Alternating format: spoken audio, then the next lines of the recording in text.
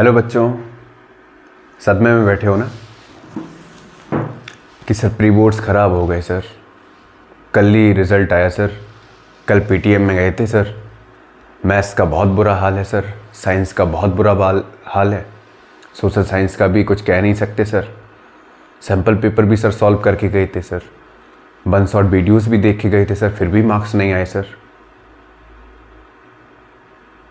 अब एक बात बताओ, मार्क्स नहीं आए, इसको भी साइड से रखो। बस मुझे इतना बता दो कि तुमने एक इतने सारे एग्ज़ाम के लिए कितने दिन संघर्ष किया।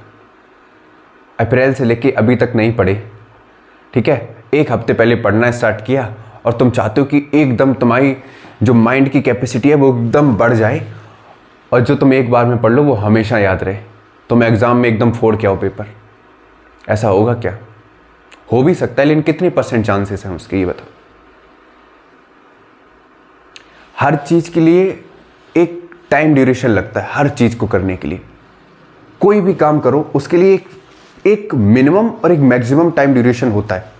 अगर कोई लक्ष्य जो आपने तय किया, कुछ भी करो, साइकिल सीखनी हो, बाइक सीखनी हो, कार सीखनी हो, कोई भी गेम करना हो, खेलना हो, कुछ भी करो, एक टाइम ड्यूरेशन और एक प्रैक्टिस लगती है। क्या तुमने एफिशिएंटली टाइम मैनेज किया? क्या तुमने एफिशिएंटली कंसिस्टेंट होकर प्रैक्टिस की? नहीं की तो रिजल्ट कहाँ से आएगा? सर एग्ज़ाम बिल्कुल पास आ रहे हैं सर, हमारे पास टाइम नहीं है सर, हम क्या करें? किसने कहा टाइम नहीं है? दिमाग को ये चीज़ क्यों बार बार महसूस करा रहे हो कि तुम्हारे पास टाइम नहीं है? तुम्हारे पास टाइम कैसे नहीं है? है तुम्हारे पास टाइम।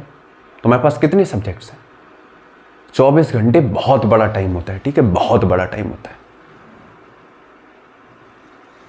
फिर भी परेशान हो रहे हो। सर मैंने वहां से पढ़ा था, यहां से पढ़ा था सर, फिर भी नहीं आया। ये सारी चीजें मत सोचो, ठीक है। चीजें हमारे आसपास होती है लेकिन हमारा ध्यान नहीं जाता है। तुम्हारे पास तुम्हारी किताब है, एनसीईआरटी है, सैंपल पेपर्स हैं, टीचर्स हैं, ऑनलाइन पढ़ सकते हो, जैसे चाहो सारी व्यवस्था है तुम्हारे पास, लेकिन लापरवाही दिमाग में गूंज रही है।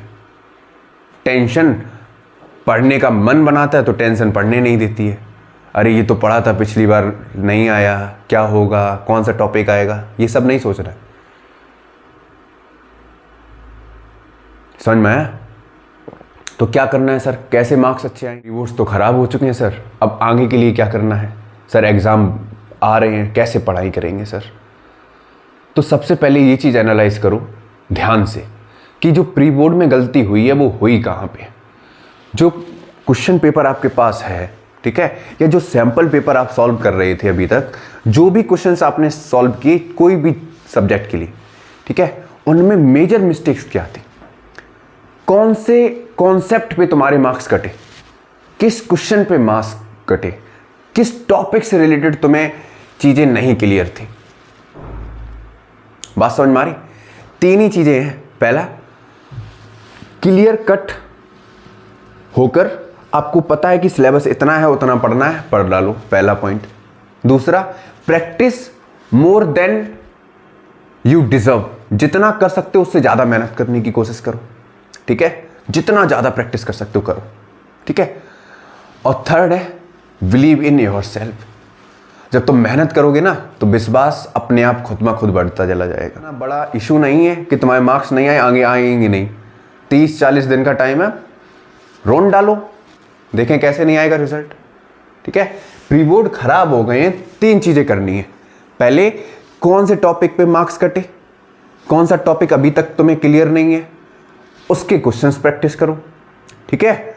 और जितने ज़्यादा maximum number of sample paper solve कर सकते हो उनको बारीकी से चेक करो कि अच्छा यहाँ गलती हुई, यहाँ माइनस की गलती हुई, यहाँ साइन कन्वेंशन की गलती हुई, यहाँ केमिकल इक्वेशन में बैलेंस करने में दिक्कत हुई, यहाँ मैंने जो क्वेश्चन पूछा गया था उससे रिलेटेड आंसर नहीं लिखा। ये सारी चीज़ें तुम्हें पता चल जाएंगी ना, अपने आप रिजल्ट बूस्ट करेगा। समझ में आ रहा है? सब कुछ तुम पर निर्भर करता है, तुम्हारी मेहनत पर निर्भर करता है, तुम्हारी विचारधारा पर निर्भर करता है, ठीक है। पढ़ो अच्छे से, रिवीजन मैं करा ही रहा हूं और सबसे ज़रूरी चीज़ है, मैं कितना भी रिवीजन करा लूँ या कोई भी टीचर कितना भी पढ़ा ले, जब तक अंदर से आग पैदा नहीं होगी रिजल्ट नहीं आएगा। और रिजल्ट की बात नहीं कर रहा हूँ मैं, खुद में निखार नहीं आएगा ऐसे, ठीक है।